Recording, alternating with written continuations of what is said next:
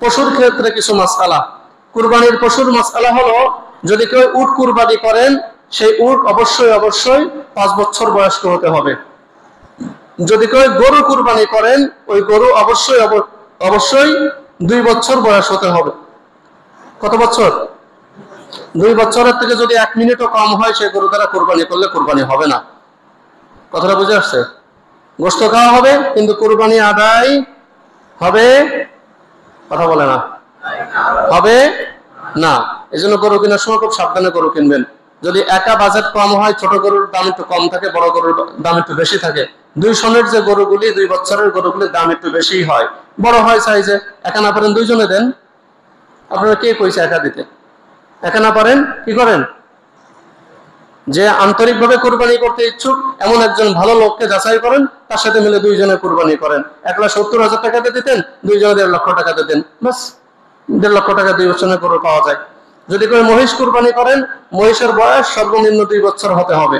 গরু আর মহিষ, এটার বয়স কত বছর হতে হবে?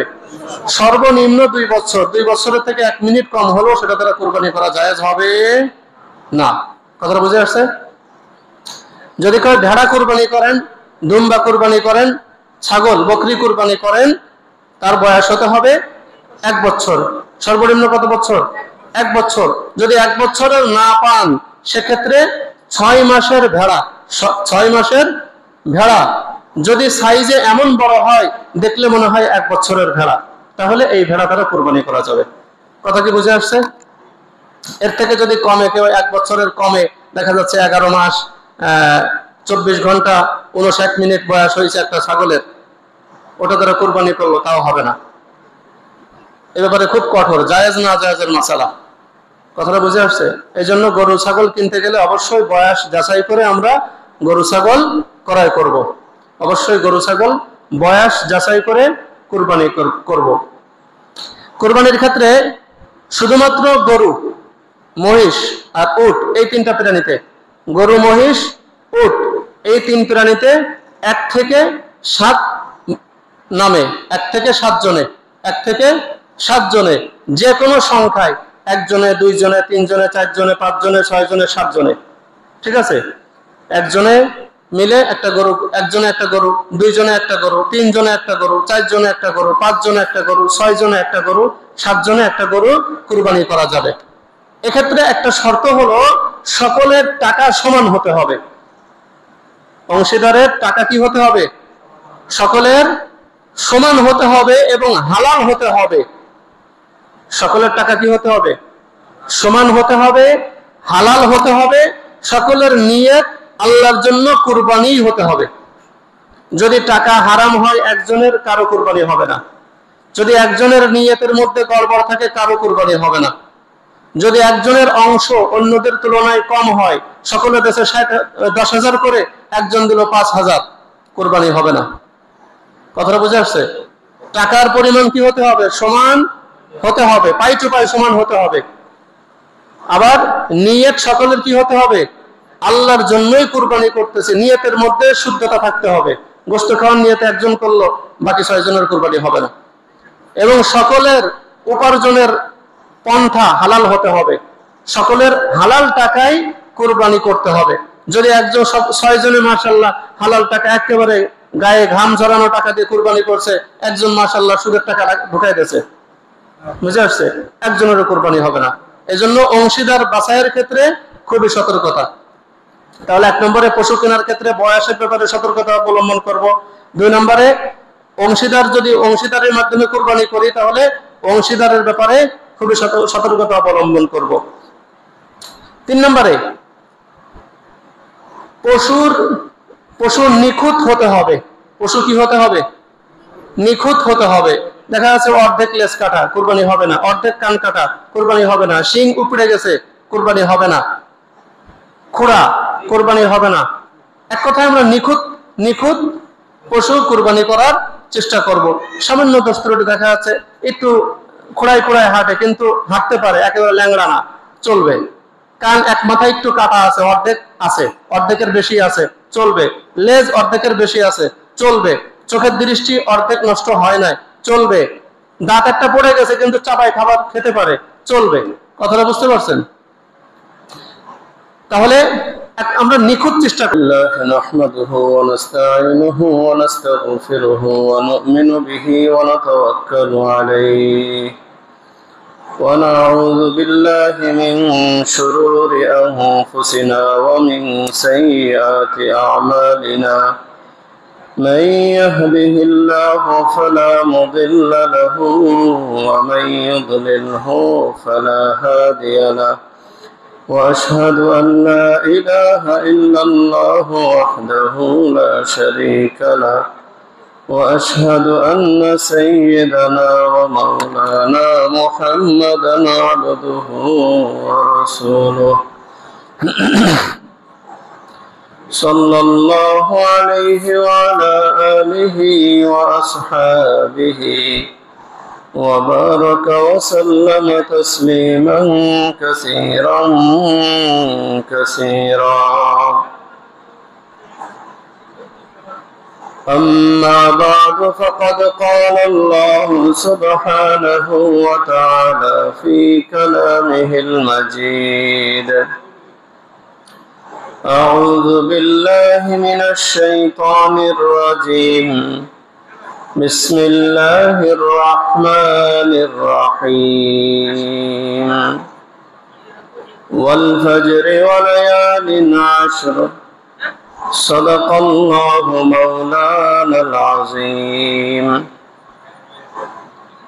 وعن أبي هريرة رضي الله تعالى عنه قال قال رسول الله صلى الله عليه وسلم ما من أيام أحب إلى الله أن يتعبد له فيها من عشر ذي الحجة يعدل صيام كل يوم منها بصيام يعدل صيام كل يوم منها بصيام سنة وقيام كل ليلة منها بقيام ليلة القدر أو كما قال النبي عليه الصلاة والسلام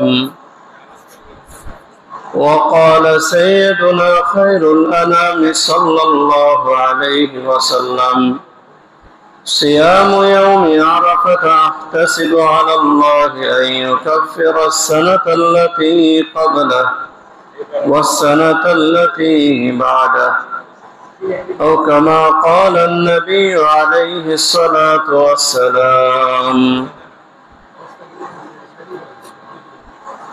سبحانك لا علم لنا إلا ما علمتنا إنك أنت العليم الحكيم আমরা সকলে দোয়া শরীফ পাঠ করি اللهم صل على محمد وعلى آل محمد كما صليت على إبراهيم وعلى آل إبراهيم إنك حميد مجيد اللهم بارك على محمد وعلى آل محمد كما باركت على إبراهيم وعلى آل إبراهيم إنك حميد مجيد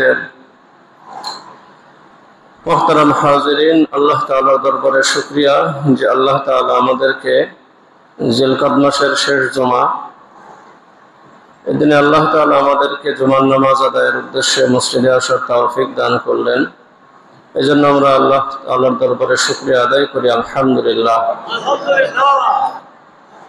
আমাদের সামনে আসতেছে জিলহজ মাস। আমরা জিলহজ মাসের চাঁদ দেখার চেষ্টা করব। জিলহজ মাস মানে কুরবানির ঈদের মাস, হজের মাস, কুরবানির মাস। তো আমরা এই দিনে কুরবানির আমরা এই মাসের চাঁদ দেখার চেষ্টা করব।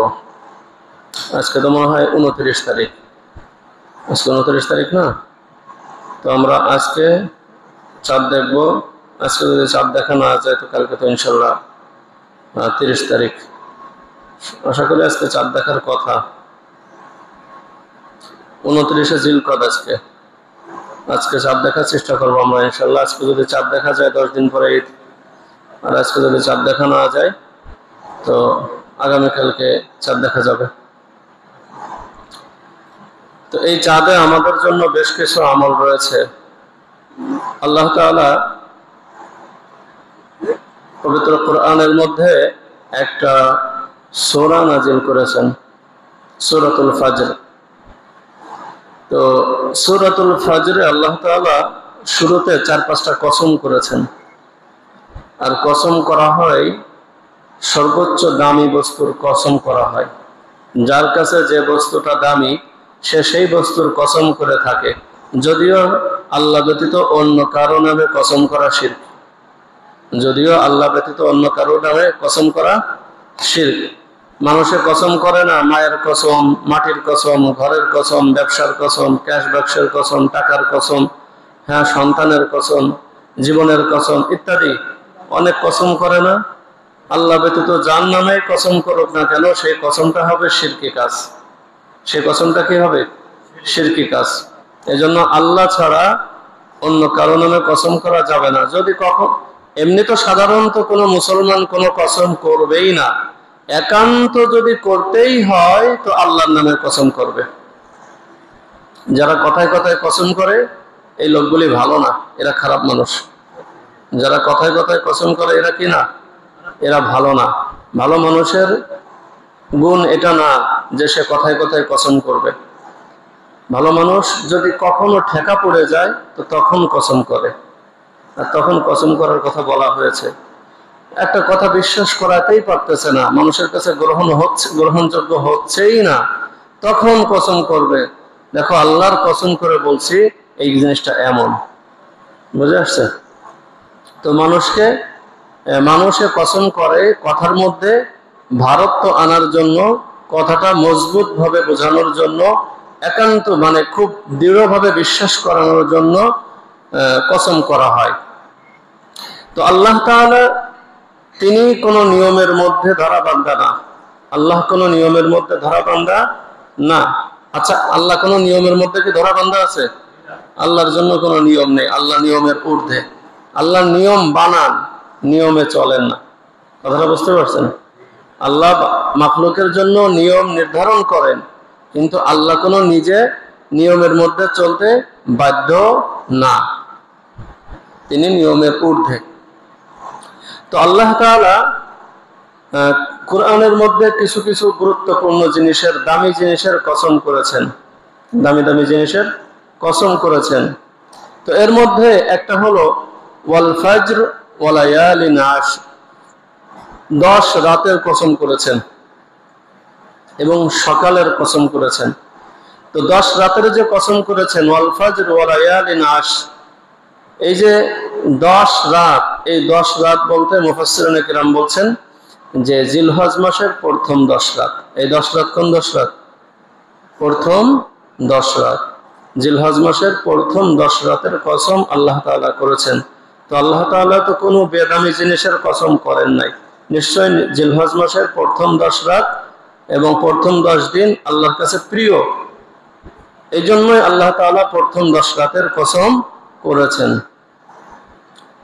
হাদিসের মধ্যে আসছে মা মিন আইয়ামিন আহাব্বু ইলাল্লাহি আন ইউতাআব্বাদা লাহু ফিহা মিন আশরি যিল হজ্জা ইয়াদিলু সিয়ামু কুল্লি ইয়াউমিন মিনহা বিসিয়ামি সানা ওয়া কিয়ামু কুল্লি লাইলাতিন মিনহা বিকিয়ামি লাইলাতিল কদর আও কামা ক্বালা an-নবী আলাইহিস সালাতু ওয়াস সালাম।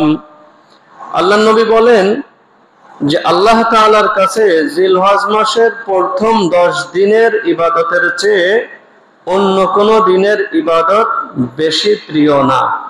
এক কথায় জিলহজ মাসের প্রথম 10 দিনের ইবাদত আল্লাহর কাছে সবচেয়ে বেশি প্রিয়। জিলহজ মাসের প্রথম 10 দিনের ইবাদত আল্লাহর কাছে সবচাইতে বেশি প্রিয়। এই আজকে যদি চাঁদ দেখা যায় তো আজকের থেকে সেদিন শুরু হয়ে যাবে। আজকে যদি চাঁদ দেখা যায় তো সন্ধ্যার থেকে কি সেগুলি শুরু হয়ে যাবে, জিলহজের প্রথম 10 দিন শুরু হয়ে যাবে। তো জিলহজ মাসে আমরা কি কাজ করব? আমাদের জন্য করণীয় কি? জিলহজ মাসে কিছু আছে ওয়াজিব কাজ, কিছু আছে নফল কাজ। হ্যাঁ, নফলের মধ্যে দুইটা আমল আছে, একটা হলো রোজা আর একটা হলো রাত জেগে ইবাদত করা। আর একটা নফল আছে, সেটা হলো, আচ্ছা ওটাও বলতেছি। তো একটা হলো রোজা আর একটা হলো রাত্রে জেগে ইবাদত করা। প্রথম 10 দিনের যে নফল কাজগুলি আছে তার মধ্যে একটা কি? রোজা, আর একটা রাত্রে জেগে ইবাদত করা। রোজার ব্যাপারে আল্লাহ নবী সাল্লাল্লাহু আলাইহি ওয়াসাল্লাম বলেছেন, সিয়ামু কুল্লি ইয়াউমিন মিনহা বিসিয়ামি সানা। এই 10 দিনের যে প্রথম 9 দিন আছে, 10 দিন তো রোজা রাখা যাবে না, ঈদের দিন তো রোজা রাখা নিষেধ, 2 ঈদে রোজা রাখা হারাম, নিষিদ্ধ, এবং কুরবানির ঈদের পরে আরো 3 দিন রোজা রাখা নিষিদ্ধ। কুরবানির ঈদের দিন থেকে নিয়ে পরবর্তী 4 দিন, কুরবানির ঈদ 10 তারিখ, 11, 12, 13, এই 4 দিন, এই 4 দিন রোজা রাখা হারাম। আর শাওয়াল মাসের 1 তারিখ অর্থাৎ এই ঈদ উল ফিতর, হ্যাঁ রোজার ঈদ, এই 5 দিন রোজা রাখা নিষেধ, হারাম। আর এছাড়া বাকি অন্য সব দিন রোজা রাখা যায়। তো অন্য সব দিন যে রোজা রাখা যায় এর মধ্যে জিলহজ মাসের প্রথম 9 দিন, জিলহজ মাসের প্রথম 9 দিনের রোজার ব্যাপারে বলা হয়েছে, সিয়ামু কুল্লি ইয়াউমিন মিনহা বিসিয়ামি সানা। জিলহজ মাসের প্রথম 9 দিনের এক এক দিনের রোজার পরিবর্তে, মানে এক এক দিন রোজা রাখলে, যদি কেউ একটা রোজা রাখে সে পূর্ণ 1 বছর রোজা রাখার সওয়াব পেয়ে যাবে। সুবহানাল্লাহ। মানে জিলহজ মাসে যদি কেউ একদিন রোজা রাখে, প্রথম 9 দিনের একদিন যদি কেউ রোজা রাখে, তো কতদিন রোজা রাখার সওয়াব পাবে? কতদিন বলেন, সবাই বলেন? 1 বছর, পূর্ণ 1 বছর রোজা রাখার সওয়াব পাবে। 360 দিন রোজা রাখলে যে সওয়াব হয়, এই 360 দিন রোজা রাখলে যে সওয়াব হয় ওই পরিমাণ সওয়াব এক রোজার কারণে এই পরিমাণ সওয়াব সে পেয়ে যাবে। সুবহানাল্লাহ। এজন্য আমরা জিলহজ মাস, আজকে যদি চাঁদ দেখা যায়, যারা সামর্থ্যবান অর্থাৎ যারা রোজা রাখতে সক্ষম বা যারা রোজা রাখতে ইচ্ছুক, তারা আমরা আজকে রাত্রে থেকে সাহরি খাবো যদি আজকে চাঁদ দেখা যায়। আর যদি আজকে চাঁদ দেখা না যায় তো আগামীকাল নিশ্চিত, আগামীকালকে থেকে সাহরি খাবো, সাহরি খেয়ে রোজা রাখবো। তো নারী পুরুষ যেই রোজা রাখতে চাবে সেই রোজা রাখতে পারবে, এবং এই রোজা রাখলে সে এই পরিমাণ সওয়াব পেয়ে যাবে। ওয়াকিয়ামু কুল্লি লাইলাতিন মিনহা বিকিয়ামি লাইলাতিল কদর। আর এই যে 9 দিন, এই যে 9 দিন, 9 দিনের যে রাত, দিন 9টা রাত 10টা, দিন 9টা রাত 10টা, দিন 9টা রাত কয়টা? 10টা। 9 তারিখের যে দিনটা আছে না, দেখেন এই জায়গায় একটা কথা বোঝার দরকার, সারা বছরের প্রত্যেক দিনের রাত কয়টা? সারা বছরের প্রত্যেক দিনের রাত কয়টা? আচ্ছা জানেন না আপনারা? একটা, একদিনের 1 রাত, 24 ঘন্টা রাত কয়টা? রাত দিন 24 ঘন্টার মধ্যে রাত কয়টা? একটা। তো প্রত্যেক তারিখে প্রত্যেক দিনের জন্য একটা রাত, প্রত্যেক দিনের জন্য কয়টা রাত? একটা রাত। বছরে মাত্র একটা দিন, সেটা হলো আরাফার দিন, 9 জিলহজ। 9 জিলহজের রাত 2টা। 9 জিলহজের রাত কয়টা? 9 জিলহজের রাত কয়টা? 2টা। 9 জিলহজের রাত 2টা ধরা হয়। এটা শরীয়তের বিভিন্ন মাসআলা এভাবেই দেওয়া হয়। কেউ যদি আরাফার ময়দানে 9 তারিখে দিনে উপস্থিত না হতে পারে, যদি রাত্রে উপস্থিত হয়, তো ধরে নেওয়া হবে সে কি দিনেই উপস্থিত হয়েছে, তার ওই জায়গা উপস্থিত। রাত্রেও যদি হয়ে যায় ধরে নেওয়া হবে সে কি দিনে উপস্থিত হলে যা হতো রাতে উপস্থিত হলেও কি তাই হবে। তো এই হিসাবে আরাফার দিনের রাত 2টা। তো প্রত্যেক রাতের যে ইবাদত, সিয়ামু কুল্লি লাইলাতিন মিনহা বিসিয়ামি সানা ওয়া কিয়ামু কুল্লি লাইলাতিন মিনহা বিকিয়ামি লাইলাতিল কদর। প্রত্যেক রাতের ইবাদত সবে কদরের ইবাদতের সমতুল্য। শবে কদরের ইবাদত রমজান মাসে বুঝাইছিলাম, মনে আছে তো?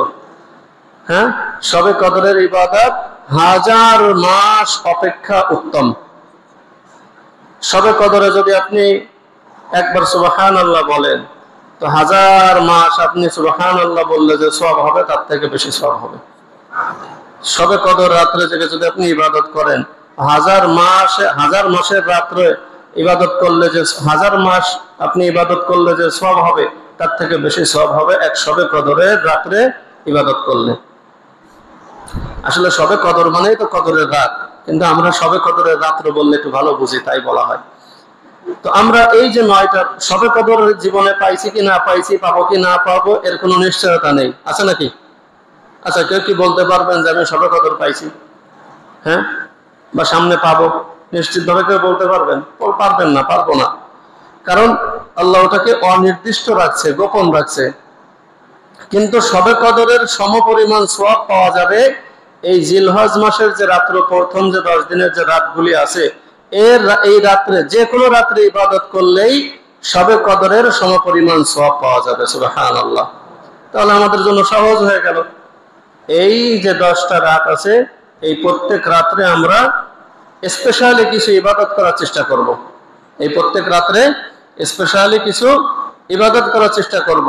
আল্লাহ তাআলা আমাদের সকলকে তৌফিক দান করুন। তো হাদিসের মধ্যে কি বলছেন? আল্লাহর কাছে জিলহজ মাসের প্রথম 10 দিনের ইবাদত অন্য সমস্ত দিনের ইবাদতের চেয়ে বেশি প্রিয়। তো বেশি প্রিয় এই জন্য আল্লাহ কি দিলেন, যে এক রোজায় 1 বছরের সমপরিমাণ রোজার সওয়াব, আর এক রাতের ইবাদতে শবে কদরের ইবাদতের সমপরিমাণ সওয়াব। সুবহানাল্লাহ। 9 তারিখের রোজার ব্যাপারে এই যে ফজিলত বললাম, 1 বছরে মানে প্রত্যেক রোজায় 1 বছরের সওয়াব পাওয়া যাবে। 9 তারিখের রোজার ব্যাপারে আরো একটু স্পেশালিটি আছে, সেটা হলো যে সিয়ামু ইয়াউমি আরাফা আহতাসিবু আলাল্লাহ আইয়ুকাফিরা আস-সানাতাল্লাতী ক্বাবলা ওয়াস-সানাতাল্লাতী বাদা। যদি কেউ 9 তারিখে রোজা রাখে, যদি কেউ 9 তারিখে রোজা রাখে মানে ঈদের আগের দিন যদি কেউ রোজা রাখে, তো আল্লাহ তাআলা ওই একটা রোজাকে 2 বছরের গুনাহের কাফফারা হিসেবে আল্লাহ তাআলা গ্রহণ করে নেবে। 2 বছরের মধ্যে যত সগীরা গুনাহ করছে, পূর্বে 1 বছর পরে 1 বছর, যত সগীরা গুনাহ করছে, এই সমস্ত সগীরা গুনাহের জরিমানা হিসাবে ওই একটা রোজায় যথেষ্ট। সুবহানাল্লাহ। হ্যাঁ, এই জন্য আমরা 1 থেকে 9টা রোজা রাখার চেষ্টা করব। একান্ত যদি নাই পারি, 9 তারিখেরটা খুব গুরুত্ব দিয়ে রাখার চেষ্টা করব, কারণ ওটা তো ফজিলত আরো বেশি। 1 বছরের সওয়াব তো আছেই, 1 বছরের রোজার সওয়াব তো আছেই, সাথে আরো কি আগে পরের 2 বছরের সমস্ত সগীরা গুনাহের কাফফারা হিসেবে, জরিমানা হিসেবে আল্লাহ তাআলা কি করবেন, এই একটা রোজাকেই গ্রহণ করে নেবেন। মানে এই 2 বছরের ভিতরে যত সগীরা গুনাহ করা হয়েছে, এই একটা রোজা রাখার কারণে এই সমস্ত সগীরা গুনাহর শাস্তি থেকে আমরা বেঁচে যাব। আর কবিরা গুনাহের ব্যাপারে তওবা করতে হবে। কবিরা গুনাহের ব্যাপারে কি করতে হবে? তওবা করতে হবে। কারো হক সম্বলিত হলে তার কাছ থেকে ক্ষমা নিতে হবে, তার হক পরিশোধ করতে হবে। তো আমরা চেষ্টা করব যে এই জিলহজ মাসের প্রথম 9 দিন রোজা রাখতে এবং প্রথম 9 দিন রাত্র জেগে ইবাদত করতে আমরা চেষ্টা করব। আমরা প্রত্যেক দিন অন্তত যদি একান্ত নাই পারি, 2 রাকাত নামাজ বাড়াই পড়ি। প্রত্যেক রাত্রে 2 রাকাত নামাজ কি করি? অতিরিক্ত পড়ি। দিনের বেলাও কিছু নামাজ অতিরিক্ত পড়ি। রোজা রাখার চেষ্টা করি। 9টা না পারলে যে কয়টা পারে সেই কয়টা রাখি। সমস্ত বয়সের মানুষ এই রোজা রাখতে পারবে। তবে এই রোজা রাখলে সওয়াব, না রাখলে কোনো গুনাহ আছে? না রাখলে কোনো গুনাহ নেই, কিন্তু রোজা রাখলে পূর্ণ করতে হবে। রোজা নিয়ত করে রাখা শুরু করছেন, রাখলে কি করতে হবে? পূর্ণ করতে হবে। যদি ভেঙে ফেলেন, পরবর্তীতে কাজা করতে হবে। বুঝে আসছে? রাখলেন, দুপুরবেলা ভেঙে ফেললেন, পরবর্তীতে কি করতে হবে? কাজা করতে হবে। এমন না যে রাখা শুরু করলেন, দুপুরবেলা ভেঙে ফেললেন, আর জীবনে রাখলেন না, না, তাহলে গুনাহগার হবেন। না রাখলে, প্রথমেই না রাখলে গুনাহগার হতেন না, কিন্তু রাখা যেহেতু শুরু করছেন, এটা পূর্ণ করতে হবে। যখন নিয়ত করে ফেলছেন, তখন আপনার উপরে এটা বাধ্যতামূলক হয়ে গেছে, আবশ্যক হয়ে গেছে, ওয়াজিব হয়ে গেছে, এটা পূর্ণ করতে হবে। যদি ভেঙে ফেলেন, পরবর্তীতে আবার এই রোজা রাখতে হবে। কথাটা বুঝে আসছে না সকলের? তো আমরা জিলহজ মাসের প্রথম 9 দিন রোজা রাখার চেষ্টা করবো। আল্লাহ তাআলা আমাদেরকে তৌফিক দান করুন এবং রাত্র জেগে ইবাদত করে আল্লাহর নৈকট্য লাভ করার চেষ্টা করব।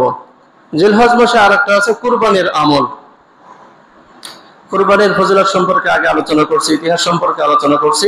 আজকে কুরবানির কিছু মাসআলা নিয়ে আলোচনা করব।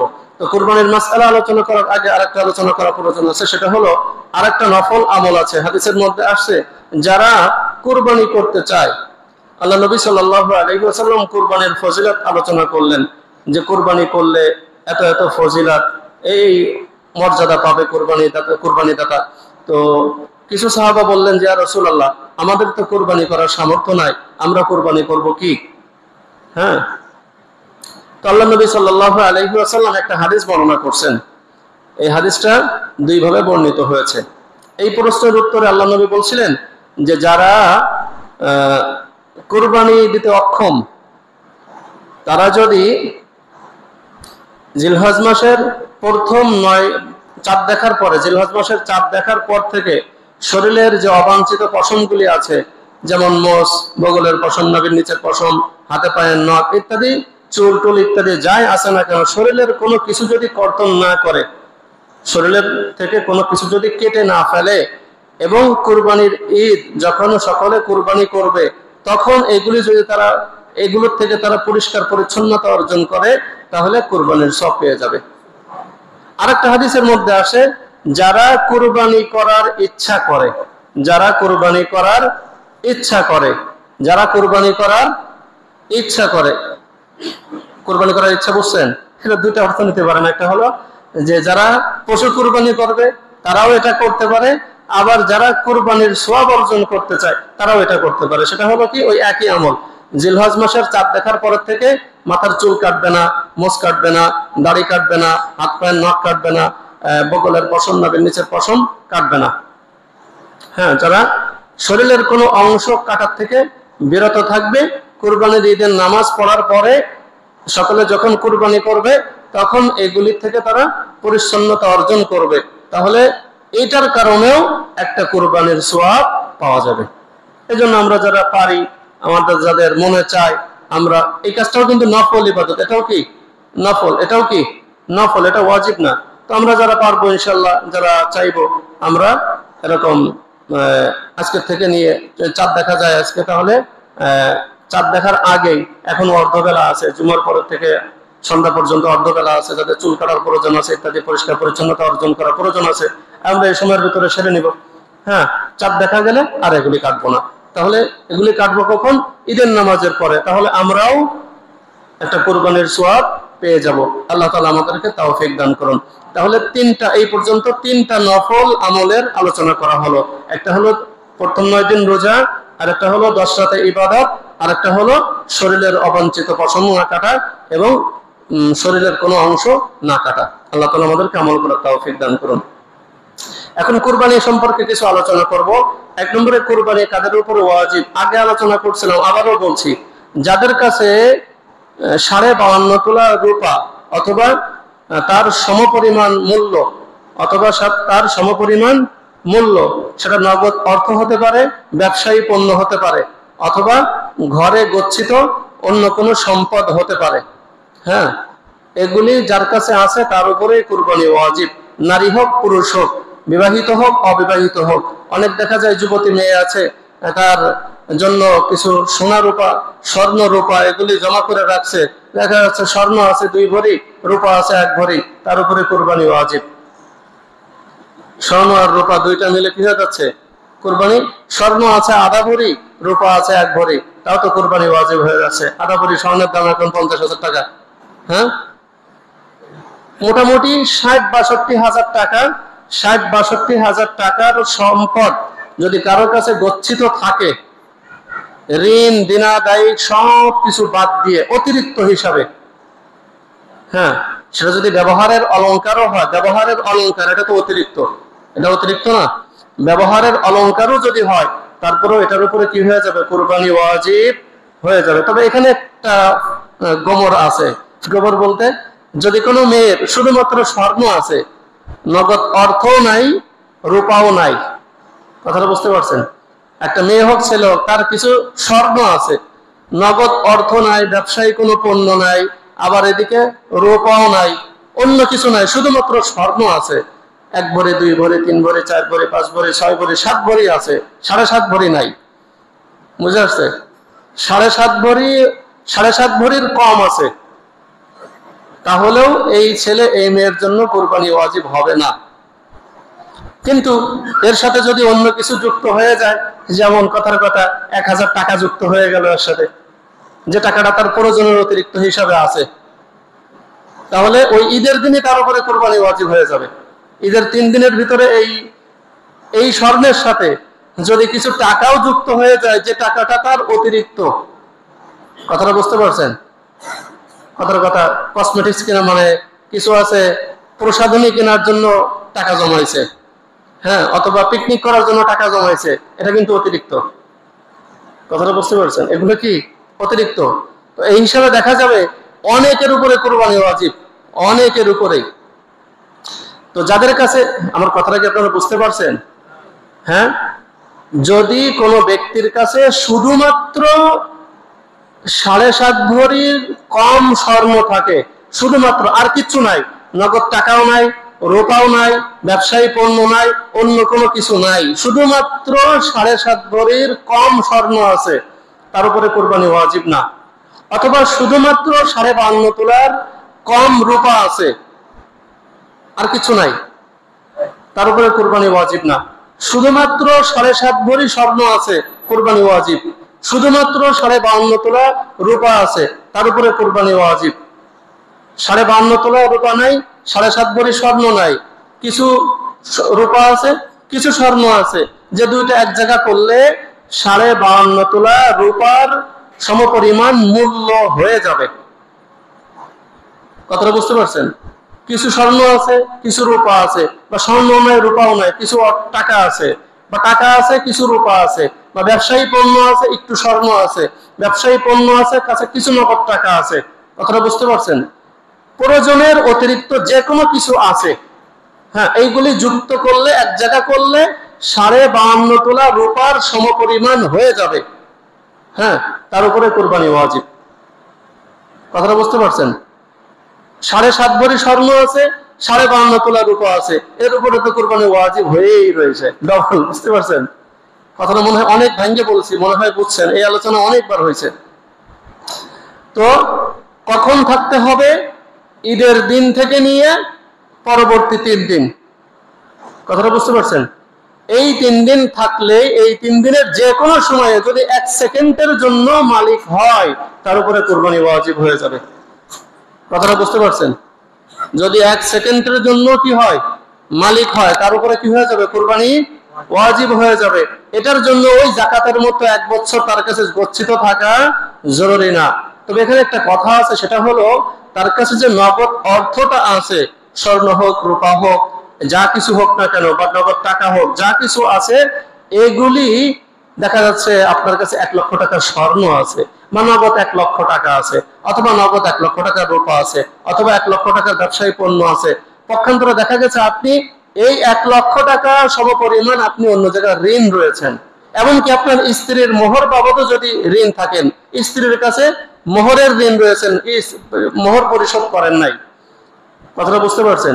বা অন্য যে কোনো জায়গায় ঋণ রয়েছেন, এক কথায় ঋণ আছেন, 1 লক্ষ টাকা আপনার কাছে আছে, আবার 1 লক্ষ টাকা কি আছেন? ঋণও আছেন, তাহলে আপনার উপরে কুরবানি ওয়াজিব হবে না। আপনার জন্য জরুরি হবে ওই টাকা আগে পরিশোধ করা। কথাটা কি বুঝতে পারছেন? এই পর্যন্ত কথা স্পষ্ট হয়েছে না? এখন কুরবানি পশুর ক্ষেত্রে কিছু মাসআলা। কুরবানির পশুর মাসআলা হলো, যদি কেউ উট কুরবানি করেন, সেই উট অবশ্যই 5 বছর বয়স্ক হতে হবে। যদি কেউ গরু কুরবানি করেন, ওই গরু অবশ্যই 2 বছর বয়স হতে হবে। কত বছর? 2 বছরের থেকে যদি 1 মিনিটও কম হয়, সেই গরু দ্বারা কুরবানি করলে কুরবানি হবে না। কথাটা বুঝে আসছে? গোশত খাওয়া হবে, কিন্তু কুরবানি আদায় হবে, কথা বলে না, হবে না। এই জন্য গরু কেনার সময় খুব সাবধানে গরু কিনবেন। যদি একা বাজেট কম হয়, ছোট গরুর দাম একটু কম থাকে, বড় গরুর দাম একটু বেশি থাকে, 2 সনের যে গরুগুলি, 2 বছরের গরুগুলির দাম একটু বেশি হয়, বড় হয় সাইজে। একা না পারেন 2 জনে দেন। আপনারা কে কইছে একা দিতে? একা না পারেন কি করেন? যে আন্তরিকভাবে কুরবানি করতে ইচ্ছুক এমন একজন ভালো লোককে যাচাই করেন, তার সাথে মিলে 2 জনে কুরবানি করেন। 1,70,000 টাকাতে দিতেন, 2 জনে 1.5 লক্ষ টাকা দিতেন, বাস 1.5 লক্ষ টাকা 2 বছরের গরু পাওয়া যায়। যদি কেউ মহিষ কুরবানি করেন, মহিষের বয়স সর্বনিম্ন 2 বছর হতে হবে।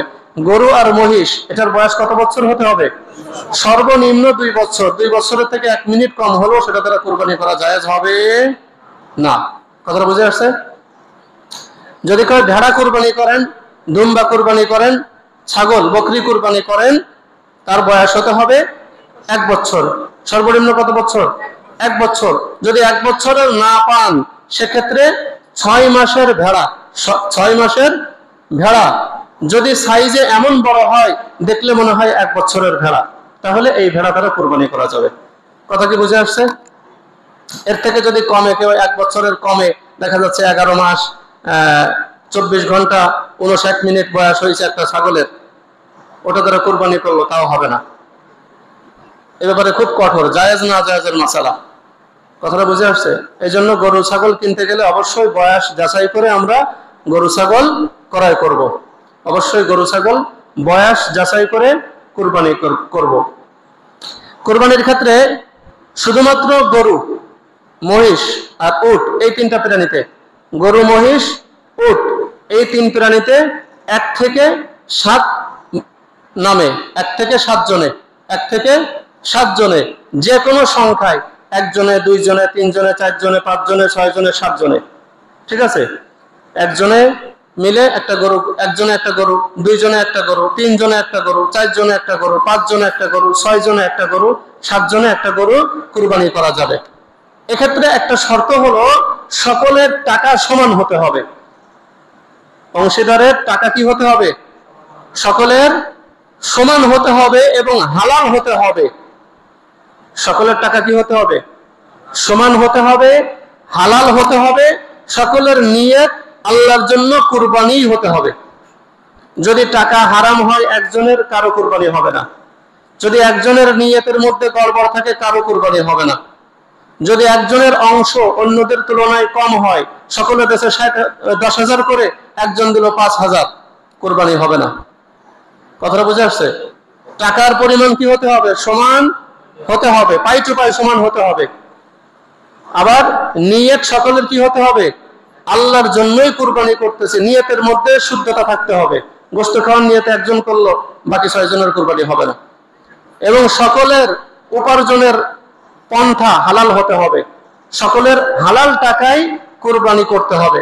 যদি একজন 6 জনে মাশাআল্লাহ হালাল টাকা, একেবারে গায়ে ঘাম ঝরানো টাকা দিয়ে কুরবানি করছে, একজন মাশাআল্লাহ সুদের টাকা ঢুকাই দিয়েছে, বুঝে আসছে?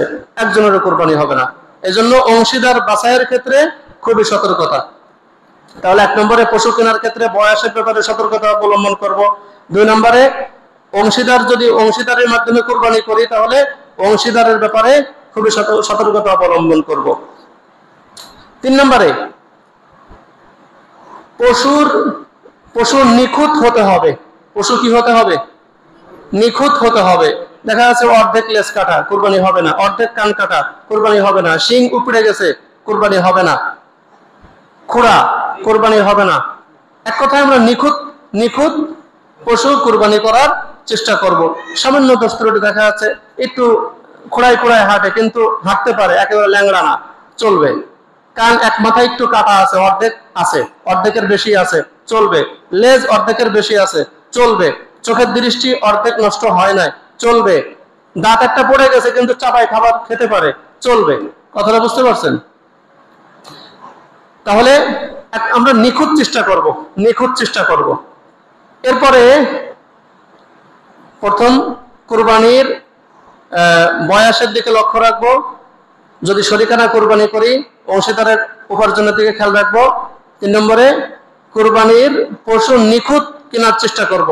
4 নম্বরে কুরবানির পশু মদ্দা হোক মায়া হোক, গাভী হোক ষাঁড় হোক, ঠিক আছে? আর একটা আছে দামড়া, চলবে, যেটাকে খাসি করা হয় আর কি। গাই গরু কুরবানির জন্য চলবে, দামড়া গরু কুরবানির জন্য চলবে, ষাঁড় গরু কুরবানির জন্য চলবে, তিনটা দিয়ে কুরবানি করা যাবে। কথাটা বুঝতে পারছেন? খাসি ছাগল, পাঠা ছাগল, বকরি ছাগল, তিনটা দিয়ে কুরবানি চলবে। এক কথায় যেটাকে ছাগল বলা হয়, যে নামে এটা হোক না কেন, ছাগলের জাত, এটা ছাগলের জাত, কুরবানি চলবে। গরুর জাত কুরবানি চলবে, মহিষের জাত কুরবানি চলবে, ভেড়ার জাত কুরবানি চলবে, দুম্বার জাত কুরবানি চলবে, উটের জাত কুরবানি চলবে। কথাটা কি বুঝতে পারছেন? নারী পুরুষ, হ্যাঁ, পাঠা খাসি ইত্যাদি এগুলোতে কোনো সমস্যা নাই, সবগুলো দ্বারা কুরবানি কি চলবে। শুধুমাত্র বয়সের দিকে লক্ষ্য রাখবো। তারপরে গরু মানে কুরবানির পশু মালিকের কাছ থেকে ক্রয় করব। কার কাছ থেকে ক্রয় করব? যদি কোনো ব্যক্তি মালিকের অনুমতি ছাড়া আপনার গরু আমি আপনাকে না বলেই চুরি করে নিয়ে বিক্রয় করে দিয়েছি, আর আপনি জানছেন এটা যে ওটা চুরি করে নিয়ে আসে, ওই গরু যদি কিনে কুরবানি করেন, কুরবানি হবে না। কথাটা কি বুঝতে পারছেন? কথাটা কি বুঝতে পারছেন? একজন কি চুরি করে গরু কিনে আসে, আপনার কাছে বিক্রয় করছে, আপনি জানেন যে এটা চুরি করে নিয়ে আসে, আপনি ওটা কিনলেন, আপনার টাকাতে আপনি পূর্ণ দাম 3 গুণ দাম দিয়ে কিনলেন, তারপর আপনার কি হবে না? কুরবানি হবে না। মালিকের গরু, মালিকের পশু মালিকের কাছ থেকে কিনতে হবে। হ্যাঁ, মালিক যদি কাউকে অনুমতি দেয় যে তুমি আমার গরুটা বিক্রয় করে দাও, তাহলে সে বিক্রয় করলে তার কাছ থেকে কেনা যাবে। কিন্তু মালিকের অনুমতি ছাড়া যদি কোনো ব্যক্তি পশু ক্রয় করে, পশু বিক্রয় করে, সেই পশু আপনি কিনে কুরবানি করেন, তাহলে ওটা দ্বারা কুরবানি হবে না। কথাটা কি বুঝতে পারছেন? আল্লাহ তাআলা আমাদেরকে যতটুকু আলোচনা করলাম আমাদেরকে আমল করার তৌফিক দান করুন। আর একটা কথা হলো, যদি কেউ কুরবানির পশুর সাথে আকিকা করতে চান, তো আকিকাও করা চলবে। কুরবানির পশুর সাথে, অর্থাৎ গরু কিনছেন, আকিকার জন্য নাম দিতে চাচ্ছেন, দেন, কোনো সমস্যা নেই। কথাটা কি বুঝে আসছে? যদি মৃত ব্যক্তির নামে কুরবানি করতে চান, সেটাও চলবে, কোনো সমস্যা নেই। যদি নবী করিম সাল্লাল্লাহু আলাইহি ওয়াসাল্লামের নামে কুরবানি করতে চান, সেটাও চলবে, কোনো সমস্যা নাই। জীবিত মৃত সকলের নামেই কুরবানি করা যায়। আল্লাহ তাআলা আমাদেরকে যতটুকু মাসালা আলোচনা করলাম